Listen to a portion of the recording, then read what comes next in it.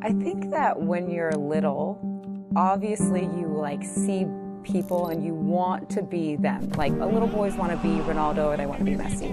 And girls, they want to be Alex Morgan or they want to be Mia Hamm. And so I think that at some level I was like, of course I want to do that. But then as life goes on and you realize how hard it is to actually do that. So to be like the top goal scorer, no, I didn't like set that goal out. I was more of, I'm gonna work my butt off every single day. I'm gonna give it my all. I really love this game. So no, I don't think I ever like thought I was gonna do it, but I did it. Cerrar los ojos y viajar a tu infancia. Ni siquiera importa si los recuerdos son alegres. Es un viaje a la inocencia, a los más puros sentimientos, para encontrar las raíces de la pasión. Para Lynn Williams, su infancia describe quién es hoy. Tristezas, alegrías que marcan su personalidad, siempre con un mismo fin: superarse. Siempre. My first memories of playing was when I was 5 years old. I was a kid who had a lot of energy, and my parents were like, we just got to get her into some sport, we got to get this energy out. And so they signed me up for soccer at my elementary school, and from there it kind of just stuck. My mom was a heptathlete, and my dad was a sprinter and also a football player there. And then I have like uncles who have played in the NFL on my dad's side. I come from an athletic family, but I'm the first person in my family to play soccer. Un legado de una familia de deportistas. Raíces con una herencia que también serviría de aprendizaje. My dad is originally born in Arkansas and then moved to Huron.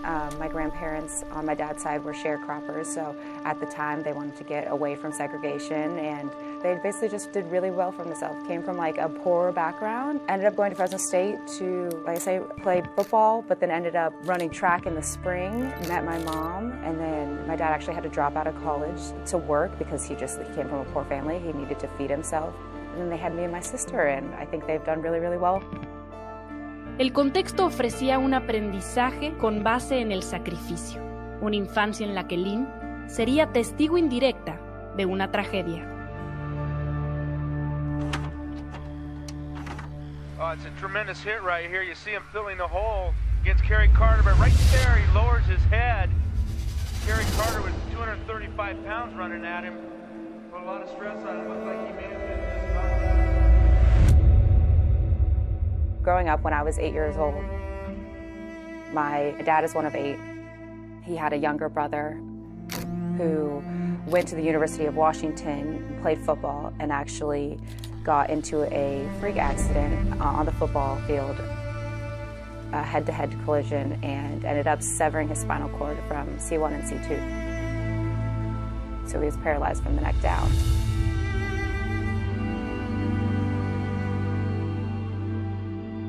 Just to watch my parents handle that situation.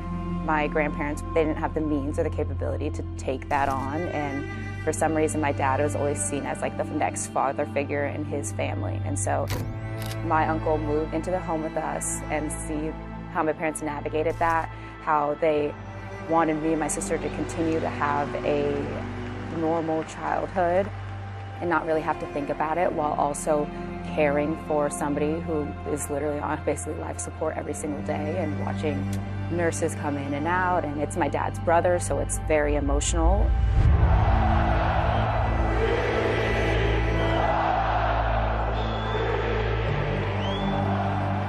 Curtis Williams, el tío de Lynn, falleció en 2002. Un cambio en la vida familiar, pero también una lección. Vivir de cerca una lesión tan traumática causada por el deporte. ¿Quién iba a pensarlo? Las lesiones iban a ser un desafío para Lynn en su carrera profesional. Una vez, y otra, y otra, y otra más.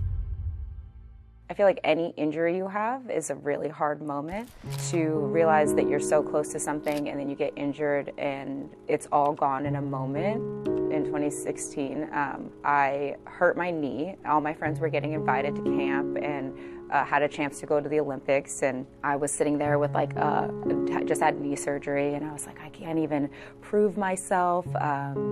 They're over there and I'm just here in a knee brace.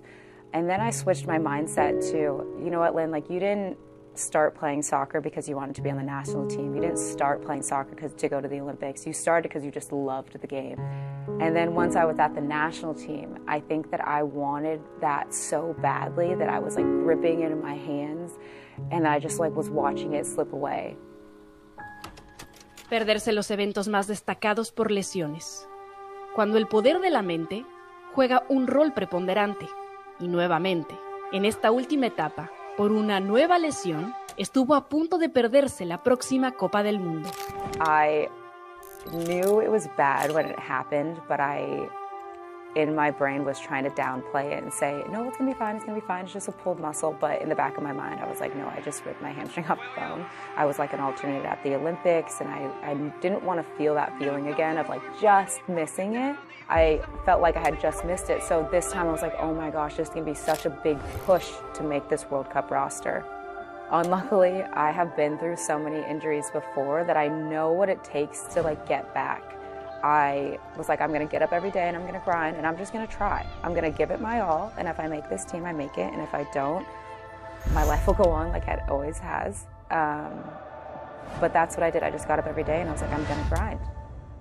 Abandonar, jamás. Retroceder, solo para tomar impulso.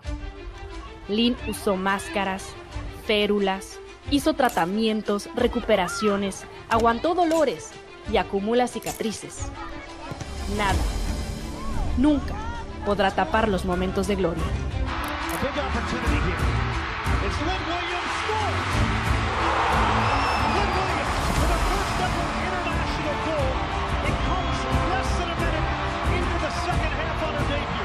Jugar para dejar una huella en el deporte. Un fútbol que está cambiando en su país. Un fútbol inclusivo. Donde ahora, ser una referente y una imagen para la sociedad de su país también es parte de su legado. Growing up, I didn't really see a lot of people who looked like me in soccer. I feel like the next generation growing up in soccer right now is very lucky and very blessed to see so many women of color out there. But when I was growing up, that wasn't the case at all. And Brianna Scurry was one of the only women that I saw that even remotely resembled me. So I felt like because she was in the space that I wanted to be in, I felt like I belonged and I felt like there was a space for me. El recorrido, los anhelos, las referentes. Ahora se viene un nuevo desafío. Uno con una presión diferente, hermosa, desmedida. Every soccer player wants to play in a World Cup and to represent your country. And I don't even know how to, like, there's no words that can describe it.